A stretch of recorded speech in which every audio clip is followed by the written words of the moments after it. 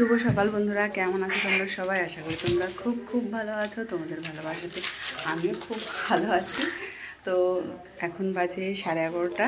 তো এখন থেকে আমার ব্লগটা আমি স্টার্ট করে দিলাম। আজকে শনিবার। তো বন্ধুরা তাড়াতাড়ি কাজ করি।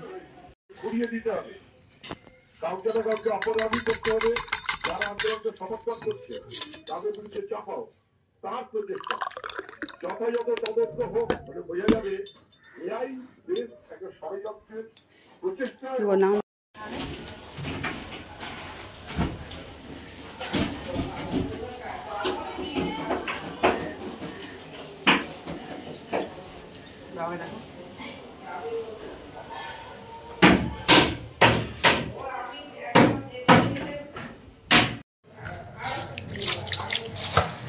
মা শাকগুলো বেছে রেখে দিয়েছিল, তার মধ্যেও না চুল ছিল। তো মা বলছে তুই দেখ তো বাঁচতো, যদি চুল বাঁধে দেখো কালি।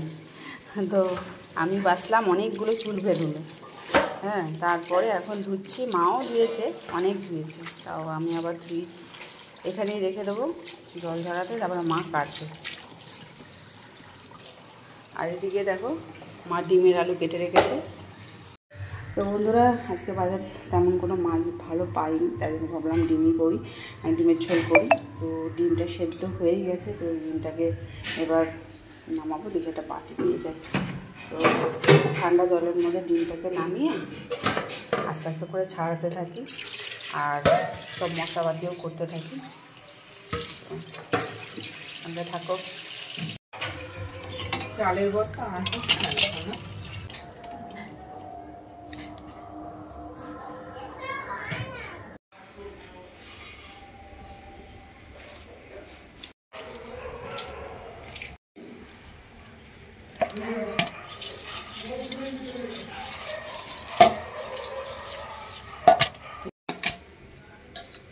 ভালো করে ধুয়েছিস তো? নাও কেটে ভালো, কিচ্ছু নেই। হ্যাঁ, অনেক চুল বেরিয়েছে। চোখে দেখো না, তাই বলেছে। আর ওখানে অনেকবার ধুয়েছি, যেটুকুনি পেয়েছি চোখে। ঠিক আছে, সেটা খুলেছি। আমি ঠিক আছে, দেখাই যাচ্ছে না।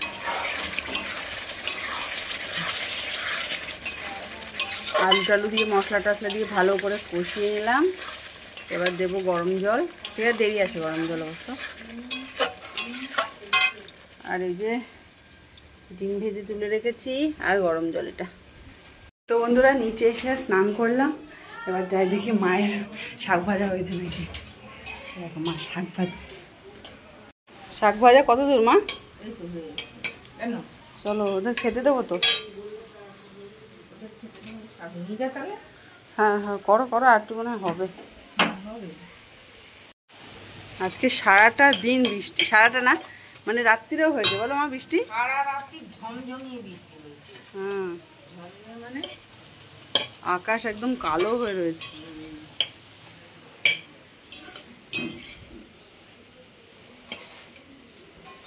তো বন্ধুরা, এই যে ডিমের ক্যারিটা তো আমি করেছি, তোমরা তো দেখলে।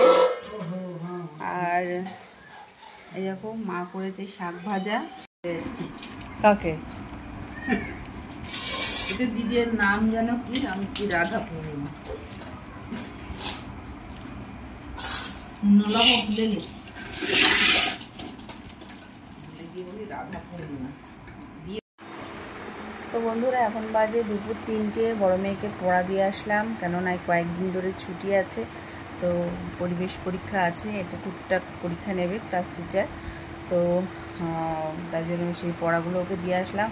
আর ছোটো মেয়েকে নাক কান ধরছি, একদম ঘুম পাড়াবো না, কারণ ও একদমই ঘুমাতে চায় না।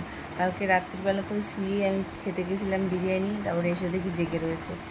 আবারও শুয়েছি, ঠিক আছে, তারপরেও জেগে রয়েছে। ও অন্তত তখন বাজে 1টা, তখন ঘুমিয়েছে। তো আমি আর ওকে দুপুরবেলা ঘুম পাড়াবোই না। আর এখন আমি ঘুমাবো, আর সঙ্গে থাকবো।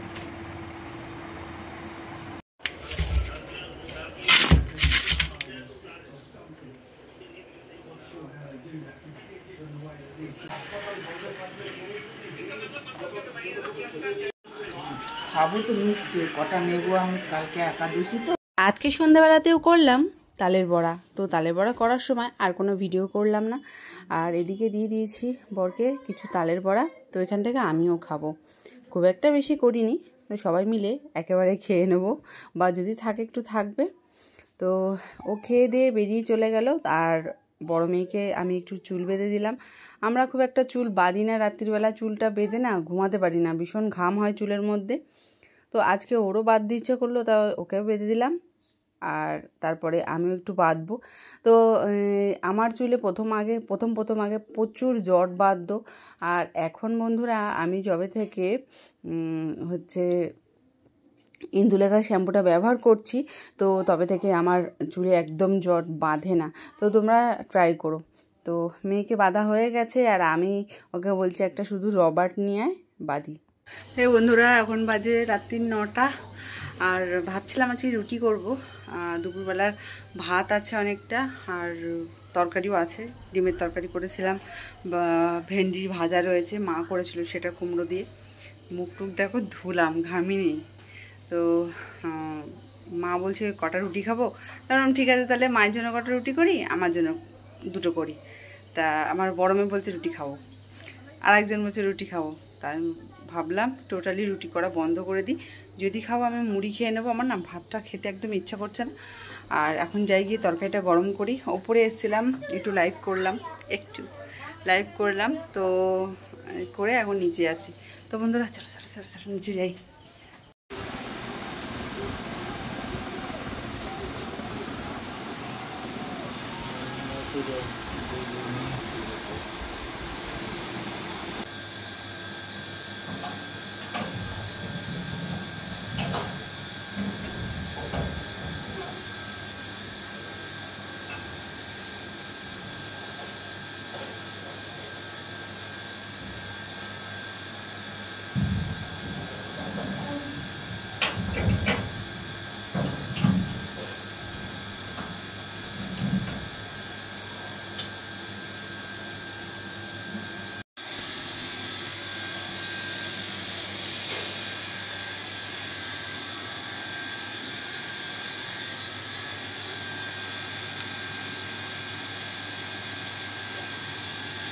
এই বন্ধুরা সবার খাওয়া দাওয়া কমপ্লিট।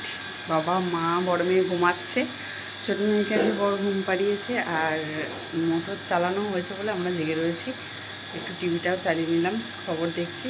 তো বন্ধুরা শুভরাত্রি, তোমরা সবাই ভালো থেকো, পাশে থেকো আমার। আর টাটা।